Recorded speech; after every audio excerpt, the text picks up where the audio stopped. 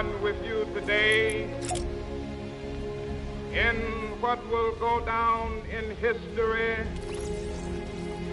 as the greatest demonstration for freedom in the history of our nation.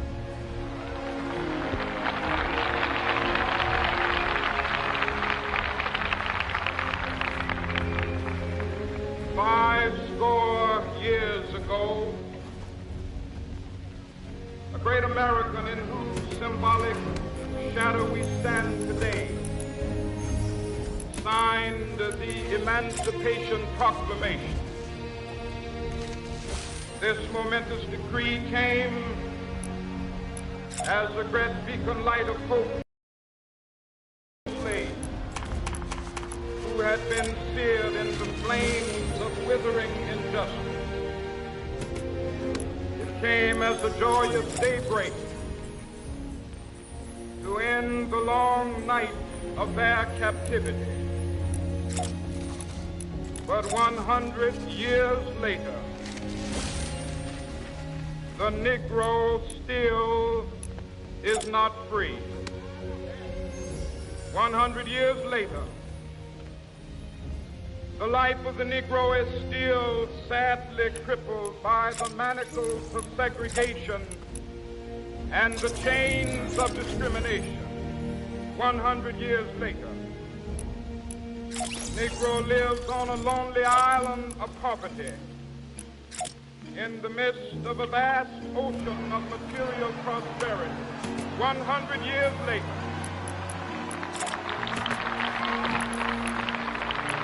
the Negro is still languished in the corners of American society, finds himself in exile in his own land. So we've come here today to dramatize a shameful condition. In a sense, we've come to our nation's capital to cash a check. When the architects of our republic wrote the magnificent words of the Constitution and the Declaration of Independence, they were signing a promissory note to which every American was to fall heir. This note was a promise that all men, yes, black men as well as white men, would be guaranteed the unalienable rights of life, liberty, and the pursuit of happiness. It is obvious today that America has defaulted on this promissory note insofar as her citizens of color are concerned.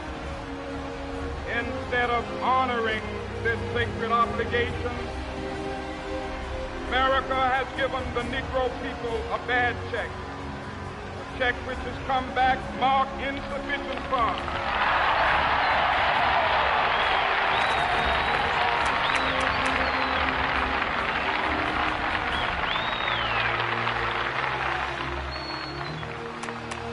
But we refuse to believe that the Bank of Justice is bankrupt. We refuse to believe that there are insufficient funds in the great vaults of opportunity of this nation. So we've come to cash this check, a check that will give us upon demand the riches of freedom and the security of justice.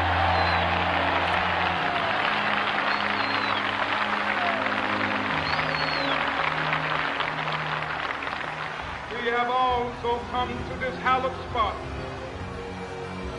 to remind America of the fierce urgency of now. This is no time to engage in the luxury of cooling off or to take the tranquilizing drug of gradualism.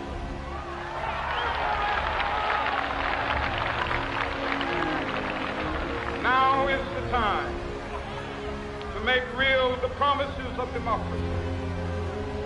Now is the time to rise from the dark and desolate valley of segregation to the sunlit path of racial justice. Now is the time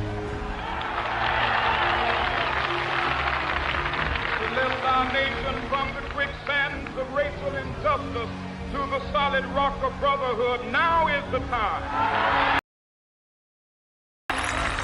Make justice a reality for all of God's children. It would be fatal for the nation to overlook the urgency of the moment. This sweltering summit of the Negro's legitimate discontent will not pass until there is an invigorating autumn of freedom and equality. 1963 is not an end, but a beginning. Those who hope that the Negro needed to blow off steam and will now be content will have a rude awakening if the nation returns to business as usual.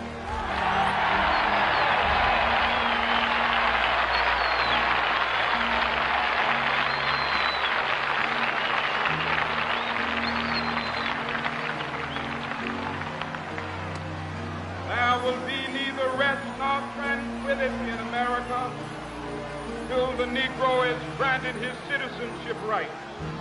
The whirlwinds of revolt will continue to shake the foundations of our nation until the bright day of justice emerges. That is some who stand on the warm threshold which leads into the palace of justice.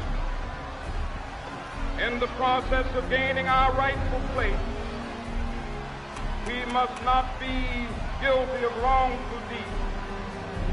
Let us not seek to satisfy our thirst for freedom by drinking from the cup of bitterness and hatred.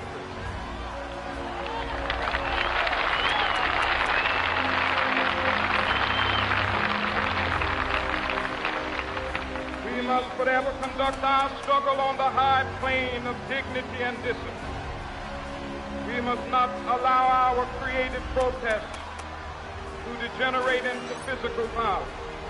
Again and again, we must rise to the majestic height of meeting physical force with soul force.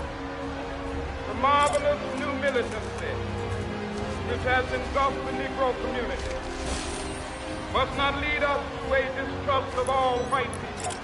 For many of our white brothers, as evidenced by their presence here today, have come to realize that their destiny is tied up with our destiny.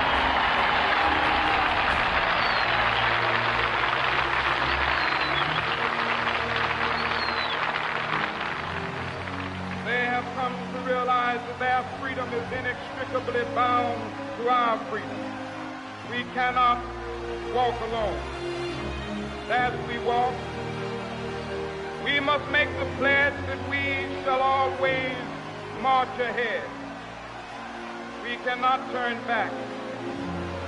There are those who are asking the devotees of civil rights, when will you be satisfied? We can never be satisfied as long as the Negro is the victim of the unspeakable horrors of police brutality. We can never be satisfied as long as our body is heavy with the fatigue of travel, cannot